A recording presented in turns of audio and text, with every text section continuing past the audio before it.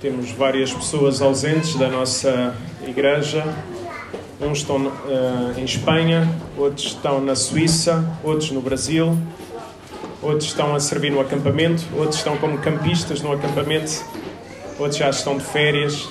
Então, damos graças ao Senhor por terem essas oportunidades. Então, crianças até aos 4, ou quem quiser ir à casa de banho, aproveitar este momento para que não haja interrupções durante a mensagem. Por favor, aproveite então.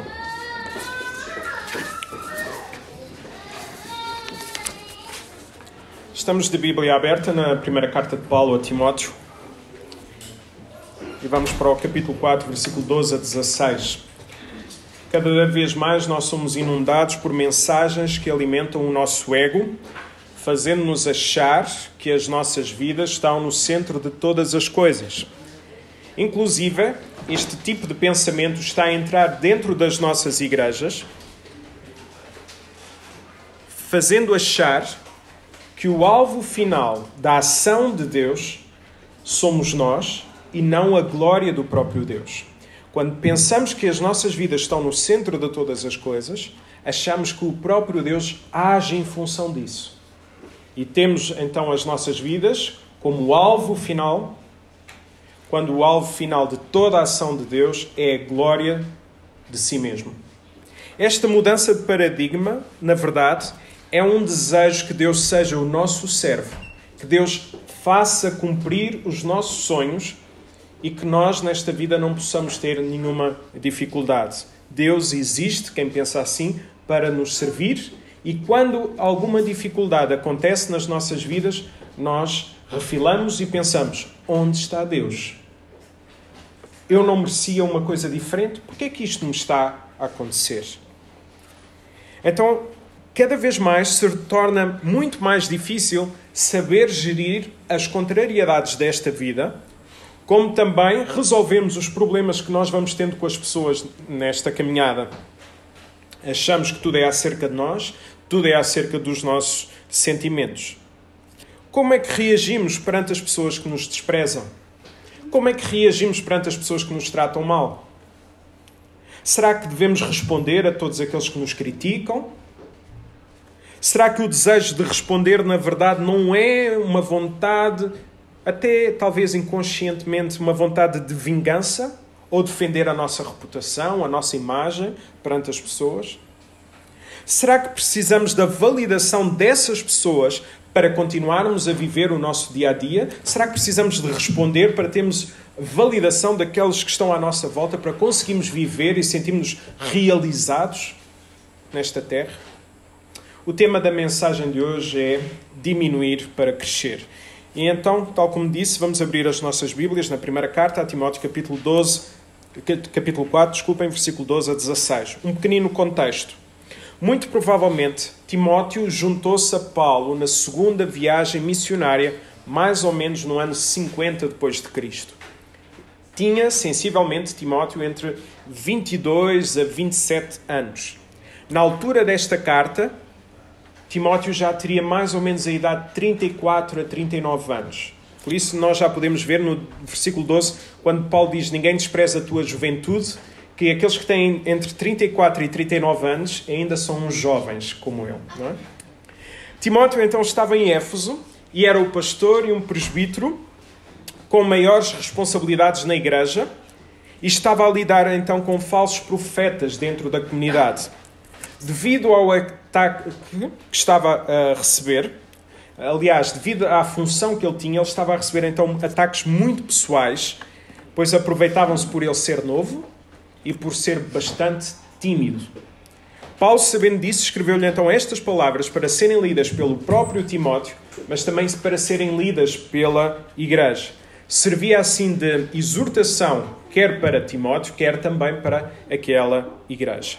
Vejamos então o versículo 12. Ninguém despreza a tua mocidade ou a tua juventude. Pelo contrário, torna-te padrão dos fiéis na palavra, no procedimento, no amor, na fé, na pureza. Tal como vimos, Paulo então alertou a Timóteo e à própria igreja para ninguém desprezar, a palavra indica olhar de cima para baixo, para ninguém desprezar a sua juventude, porque a idade nem sempre é um fator de avaliação em relação à maturidade cristã. E às vezes nós temos preconceitos em relação às pessoas, em relação à idade, porque achamos que ainda é muito novo para tal função. Durante muitos anos eu vivia com este estigma, porque as pessoas diziam: tu ainda és muito novo. As pessoas julgam muito pela questão da idade e não pela maturidade cristã. E isto é um alerta para as igrejas, mas também é um alerta para os pastores que se acham jovens e que têm barreiras em si mesmos, criados por si mesmos, em falar com as pessoas mais velhas, porque acham que há uma grande diferença de idades e que as pessoas mais velhas não irão ouvir por serem mais novos. Então, as igrejas precisam de saber que não podem ou não devem desprezar a juventude, mas os pastores também devem perceber que a sua juventude não é um impedimento ou não deve ser um impedimento para pastorear todas as pessoas. É interessante notar que Paulo não disse que perante este desprezo que estava a ser alvo ou perante estes ataques, Paulo não disse a Timóteo para ele refilar. Não, mostra quem é que manda. Dá-lhe um berro, puxa os teus galões, diz que tu és um ungido do Senhor, diz que tu és... Paulo não faz nada disso. Nem para bater com a mão na mesa para mostrar quem é que mandava ali naquela igreja. O que vemos é que Timóteo, perante esses ataques, perante essas pessoas que o desprezavam por causa da sua juventude, que Timóteo devia ser exemplo na vivência cristã, para mostrar aos seus críticos que tinha as qualificações bíblicas para ocupar aquela função. Então, perante o desprezo, perante os ataques, aquilo que Timóteo devia fazer não era responder na mesma moeda, mas era procurar ser exemplo. Pedro também usou e falou destas verdades, usando as adversativas.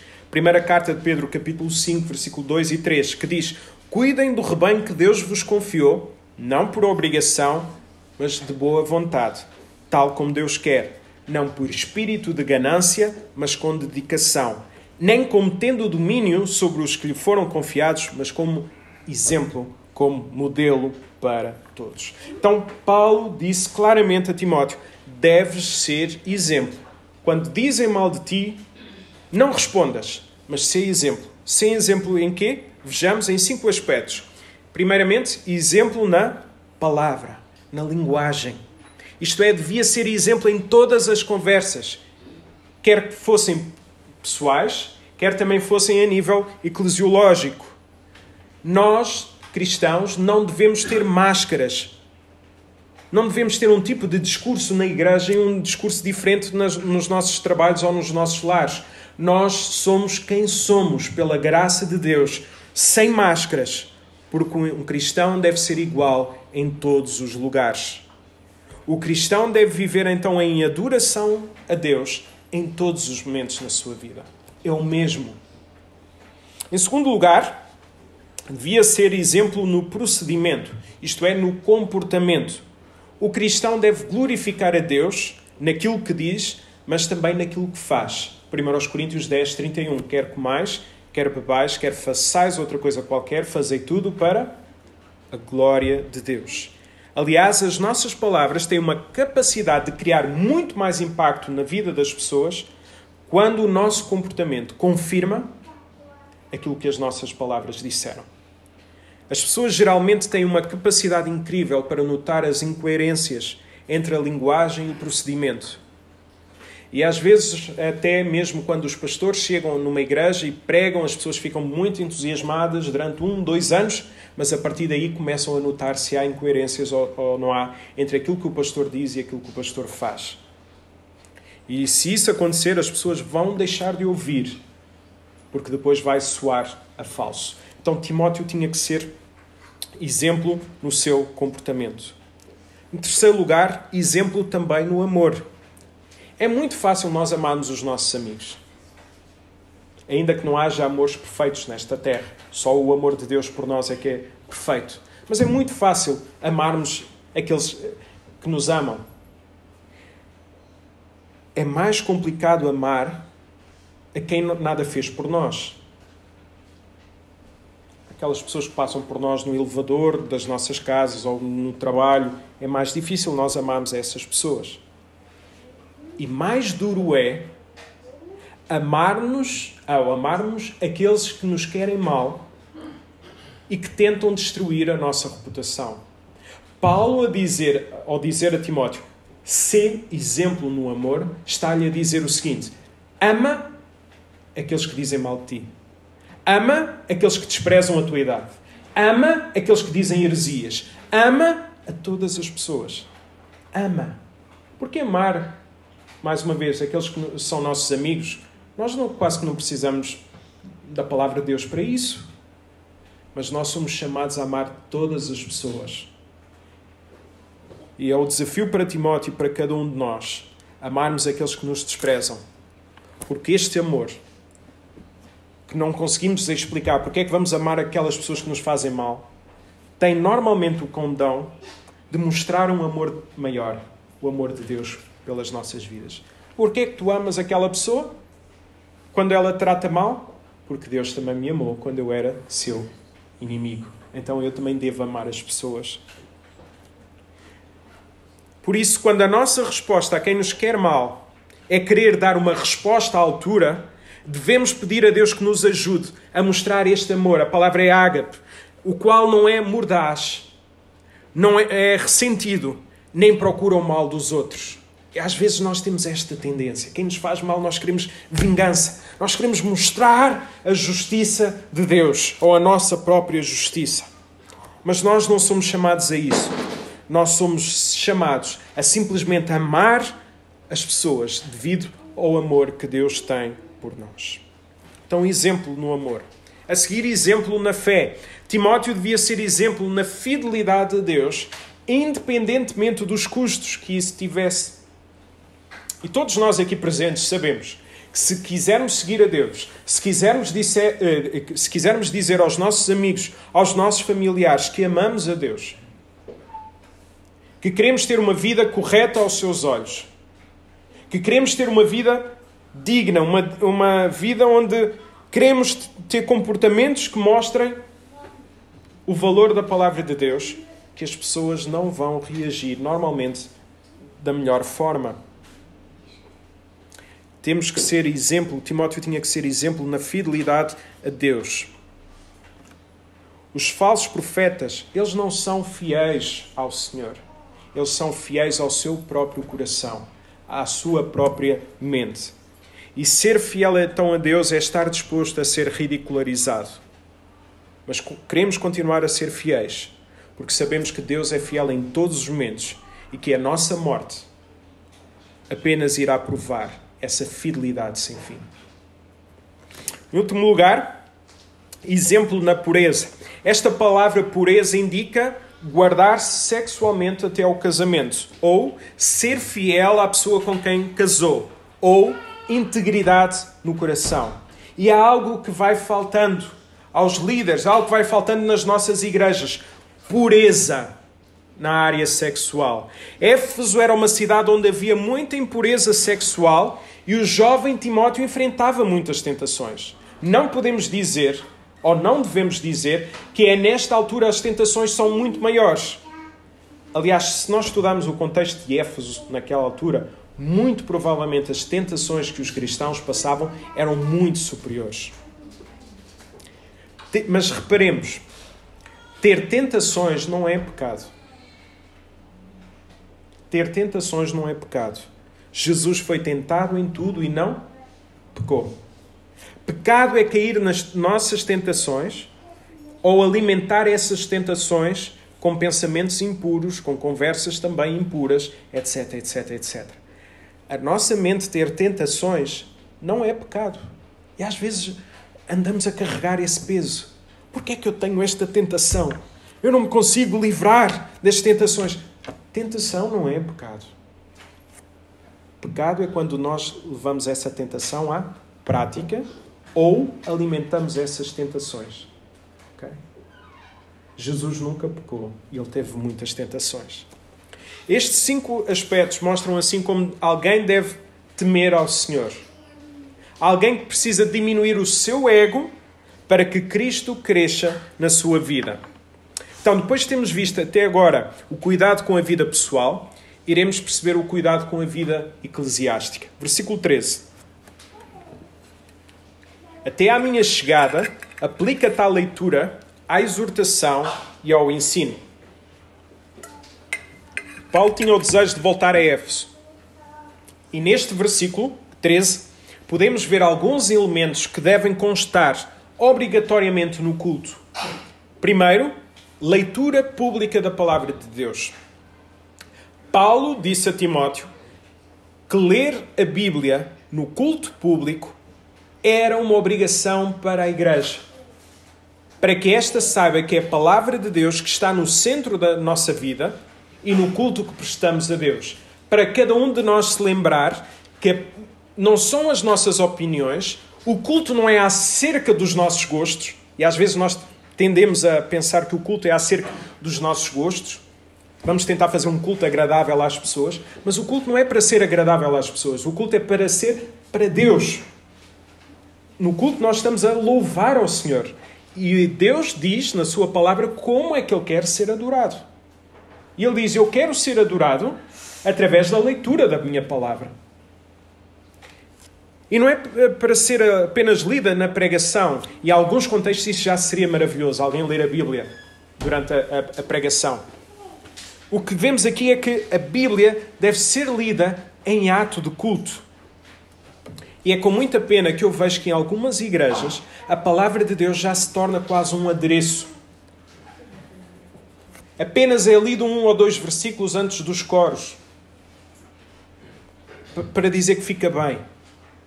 A palavra de Deus deve ser lida. Há uns tempos alguém tentou levar o esquema do nosto culto para a sua igreja.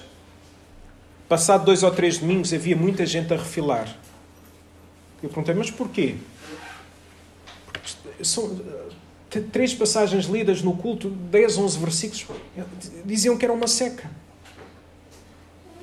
E eu pergunto-me, qual a quantidade da palavra de Deus que essas pessoas leem nas suas casas? Se lemos 10, 11 versículos em 3 momentos no culto, é uma seca, como é que não será na sua família? Estamos a desacreditar no poder da palavra do nosso bom Deus. Por isso, na Igreja Batista da Graça, eu não estou a dizer que este é o único modelo ou que este é o modelo que está certo, mas desde há muitos anos, antes até de eu chegar aqui à Graça, 3 leituras são obrigatórias em 3 momentos diferentes. No início do culto, e nós estamos a ler o Evangelho de João, para que as pessoas saibam que nos lares a Bíblia deve ser lida sequencialmente, e por isso nós estamos a ler o Evangelho de João, para lermos todo o conselho de Deus e não saltarmos os versículos mais difíceis. Nós temos que ser expostos a toda a palavra de Deus. Lemos também no momento de confissão do nosso pecado. É a palavra que conclama, que toca nos nossos corações a nós confessarmos os nossos pecados. E também no convite para ouvir a mensagem de Deus. É a palavra de Deus que vai preparar os nossos corações. É isso que nós vemos em Isaías capítulo 6. Não queremos fazer disto moda ou para cumprir um pré-requisito. Queremos fazer as leituras públicas porque Deus assim ordenou, porque Deus assim disse que queria ser louvado. Pois é o meio pelo qual o Espírito Santo usa para transformar vidas. É através da leitura da palavra. E não podemos abdicar deste princípio. Lermos a palavra de Deus. Quando achamos que é uma seca ou que são muitas leituras, a questão é quanto tempo tiramos para lermos a palavra do Senhor.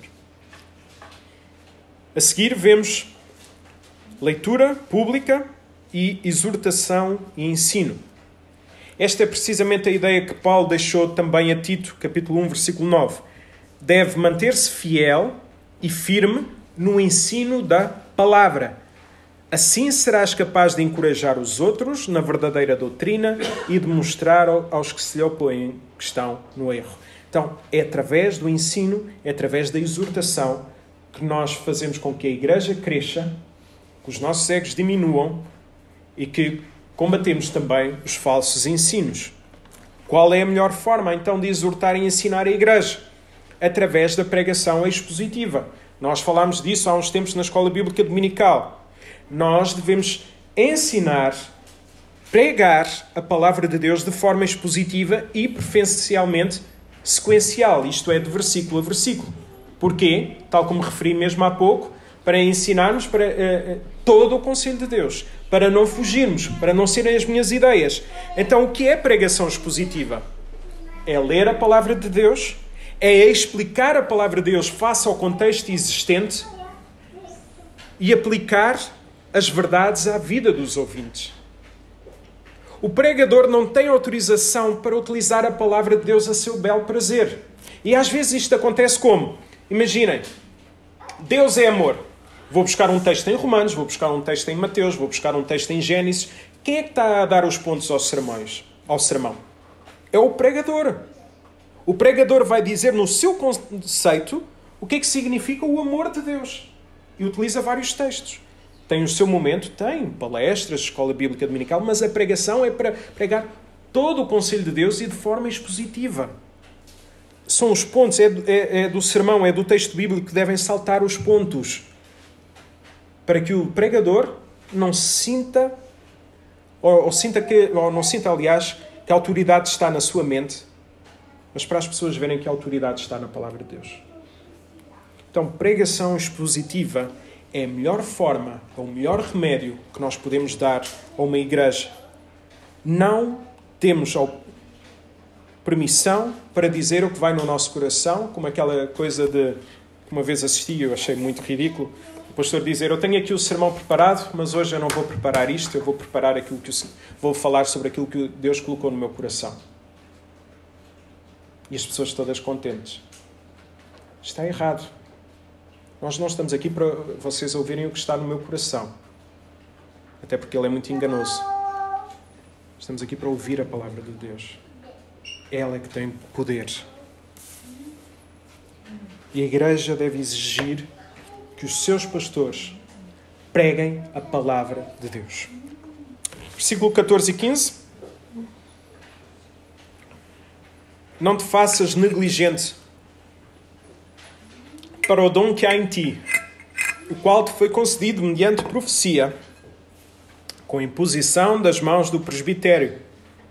Medita nestas coisas, e nelas sê diligente, para que o teu progresso a todos seja manifesto. Ao cuidar do caráter, ao cuidar do culto, Timóteo estava a cuidar do ministério que lhe tinha sido confiado. Através de quê? Vejamos no texto. Através da pregação da palavra. É o que diz o texto, mediante a profecia. Através da capacitação do Espírito Santo. O que é que diz o versículo? O dom que há em ti. O dom é uma capacitação do Espírito Santo. E através do reconhecimento da igreja. O que é que diz o texto? Com a imposição das mãos do presbitério. Então, o ministério pastoral, porque nós vimos a semana passada que todos nós estamos no ministério. Eu estou no ministério pastoral, mas cada um de vós está no ministério, no local onde se encontra. Então, no ministério pastoral, estamos cá porque alguém pregou a verdade através da capacitação do Espírito, porque é Ele que concede o dom, e através do reconhecimento da igreja, com a imposição das mãos do presbitério. Por isso, Paulo pede a Timóteo para não ser negligente ou desconsiderar tudo aquilo que aconteceu. Se Timóteo começasse a diminuir cada vez mais o seu eu no ministério, Deus iria crescer muito mais na sua vida e faria com que o seu progresso, como diz o versículo, o seu crescimento fosse mais visível na vida da igreja. Quando nós estamos nas mãos de Deus, Deus tem poder para fazer com que nós possamos crescer. É com muita tristeza que eu olho também para o início do meu ministério, onde achava que eu já tinha crescido tanto, ao ponto de, quando alguém me dizia assim, oh pastor, oh Jonatas, tens crescido muito. Eu achava que aquilo era uma crítica. Porque como eu achava que já estava tão lá em cima, quando alguém diz, tu cresceste muito, significa que afinal ainda estava cá em baixo e tinha crescido muito. Vejam o orgulho que às vezes existe na nossa vida, quando alguém nos diz, tens crescido. Mas tenho crescido porquê? Eu precisava de crescer? Tens crescido muito nesta área. Mas porquê? Eu já não era assim de escala elevada? Isto é orgulho, meus irmãos.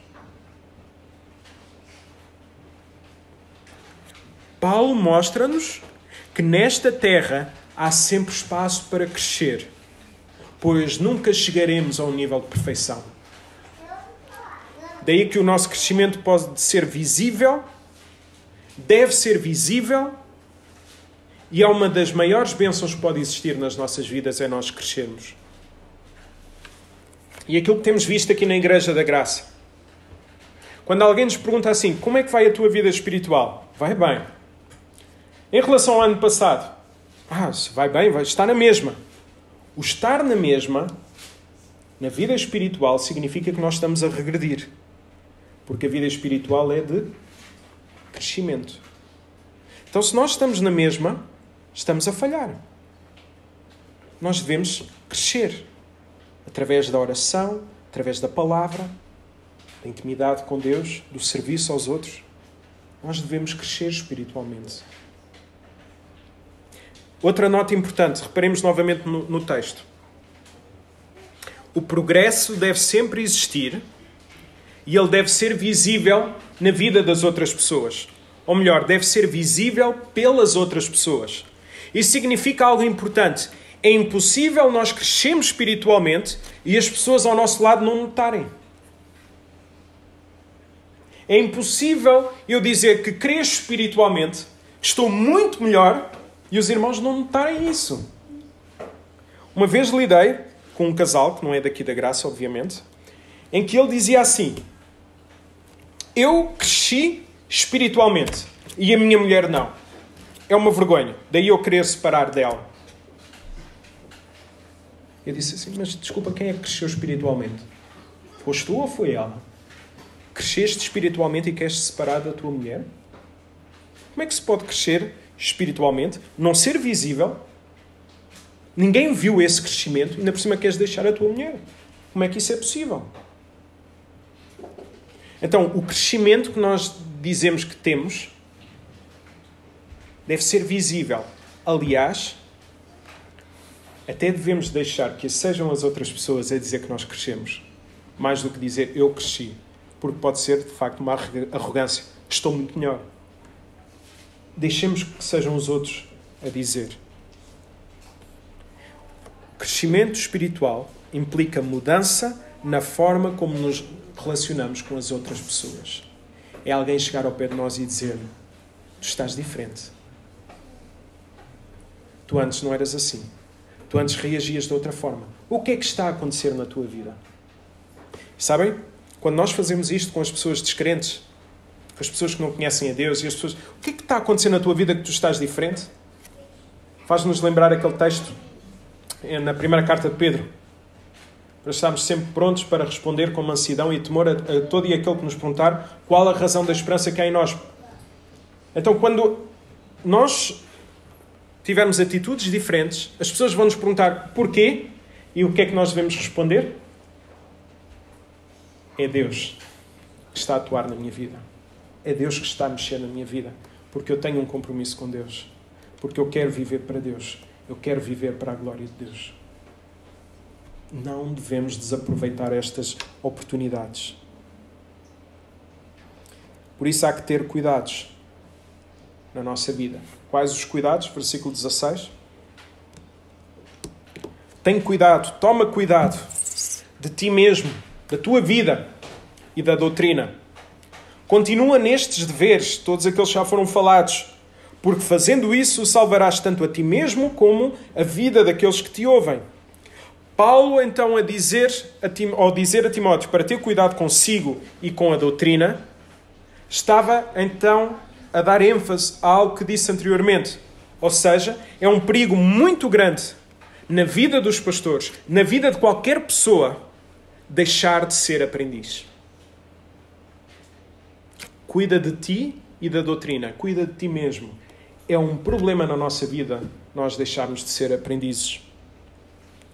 Isto é algo muito importante, pois Timóteo não tinha nada a provar a ninguém, mesmo sendo um jovem pastor. Mas devia cuidar da sua vida, apesar de não ter que provar nada a ninguém. É uma pressão enorme quando queremos viver a nossa vida para sermos aceitos pelas pessoas. É uma pressão enorme. Às vezes há pessoas que vivem bloqueadas porque precisam de ter a validação das pessoas que estão ao seu lado, daquilo que dizem, daquilo que fazem. Parece que precisam sempre de uma palmadinha e dizer: fizeste muito bem. E se não tiver isso, a pessoa desespera. Está à procura da validação das pessoas. Nós só temos vontade de provar ao mundo se o mundo for o desejo do nosso coração. Nós só estamos... Se nós estivermos, aliás, à procura da aprovação do mundo, é porque o mundo é o alvo final da nossa vida. Nós devemos viver, sim, não para provar a Deus, mas nós devemos viver para a glória de Deus. E a aceitação que Deus fez para connosco em Cristo Jesus, onde nós reconhecemos que somos pecadores, deve ser suficiente para nós vivermos nesta vida, mesmo sendo desprezados, caluniados, seja o que for. A graça de Deus é tremenda e suficiente para nós conseguirmos percorrer um caminho que muitas vezes é tortuoso. É Deus que traz legitimidade à nossa vida, não é mais ninguém. É Deus que traz legitimidade à nossa vida. Timóteo estava a lidar com muitas batalhas dentro da igreja. E Paulo recordou que, apesar de ter muitas lutas, não se devia esquecer da sua maior luta. A luta contra o seu coração. Cuida de ti mesmo. Este é um alerta para nós. Somos muito hábeis, estou a generalizar, somos muito hábeis a cuidar do coração das outras pessoas.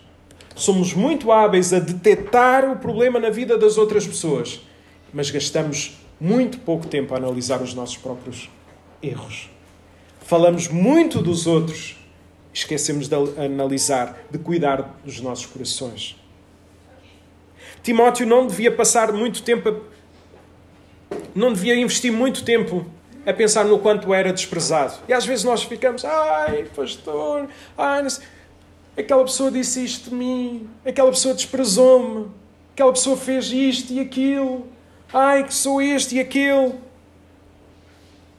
Não devíamos pensar nisso, gastar muito o nosso tempo nessas coisas. Devíamos antes gastar esse mesmo tempo, investir esse mesmo tempo na nossa comunhão com Deus. Porque para Deus não nos desprezar, Ele teve que dar a vida do seu próprio Filho. O seu único Filho. Até porque o único Filho de Deus que foi abandonado, o único Filho de Deus que foi abandonado, foi quem? Jesus. Quando Ele lá na cruz disse: Pai, por que é que me desamparaste? Jesus foi desamparado lá naquela cruz, ao sofrer a ira do próprio Deus, para que aqueles que reconhecerem os seus pecados possam ser alvo do passar por cima, o significado da Páscoa, do passar por cima, para que o castigo de Deus já não venha mais sobre nós, porque foi consumado lá na cruz de Cristo. E por isso, se o nosso passado vier a atormentar, nós podemos dizer: Cristo me sustém. Ah, mas tu fizeste isso. Está lá cravado na cruz. Ah, pastor, eu fiz isto há 10 anos. Arrependeste? Arrependi. Está na cruz. Está na cruz. Jesus levou sobre si o nosso castigo, o castigo de todos aqueles que reconhecerem os seus pecados. É fundamental percebermos que o diabo coloca muitos entraves na nossa vida para que nos esqueçamos de analisar o nosso coração, por nos termos perdido nos campos da batalha desta vida. E quando se tem esta noção, iremos perceber que aquilo que estamos a oferecer aos outros, o Evangelho, a doutrina, como diz este texto, cuida de ti mesmo e da doutrina, nós somos também necessitados. Aquela frase para mim que é fantástica de Spurgeon, que diz que o evangelismo é um mendigo a contar a outro mendigo onde pode encontrar pão. Então, quando nós transmitimos o Evangelho, quando nós cuidamos da doutrina, não nos devemos esquecer que na verdade é um mendigo a dizer ao outro mendigo onde pode encontrar pão. É um fraco espiritualmente a dizer ao outro fraco espiritualmente onde é que está o pão da vida. Esse pão da vida é Jesus. A partilha do Evangelho é a forma como Deus usa para salvar as pessoas que ouvem a sua mensagem. Sem a partilha do Evangelho, não há salvação. Algumas aplicações bem rápidas. É mais fácil nós desistirmos perante os críticos. Mas aqui nós vemos neste texto, nós somos chamados a ser exemplos.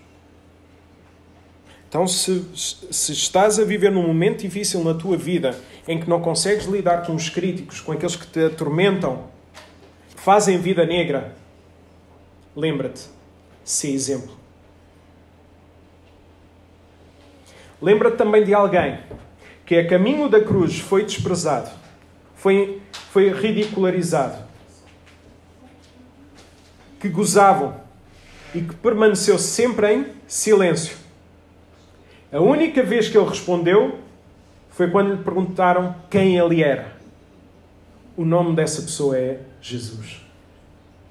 Então, se estivermos a passar por momentos difíceis nesta vida, nos possamos lembrar de Jesus, que em vez de responder na mesma moeda, ele foi exemplo e deixou-nos este exemplo. Além disso, ao resistirmos, estamos a ser, ao mesmo tempo, mais robustos para as adversidades futuras. Segunda aplicação. A palavra de Deus deve ser lida diariamente nos nossos lares e também nas nossas igrejas.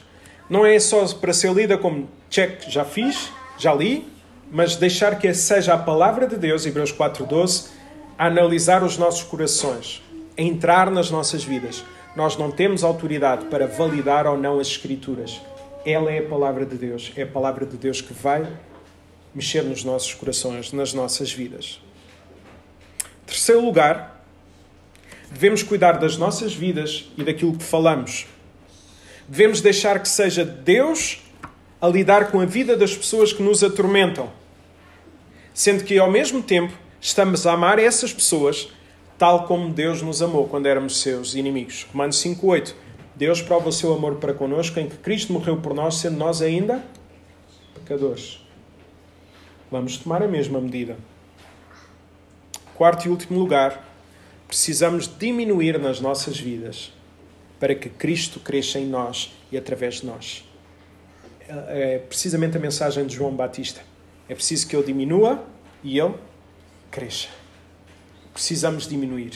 E muitas vezes nós parece que só sabemos crescer. O nosso ego só sabe crescer. A nossa vontade, o nosso eu só sabe crescer. Mas é preciso que ele diminua e que Cristo, sim, cresça nas nossas vidas.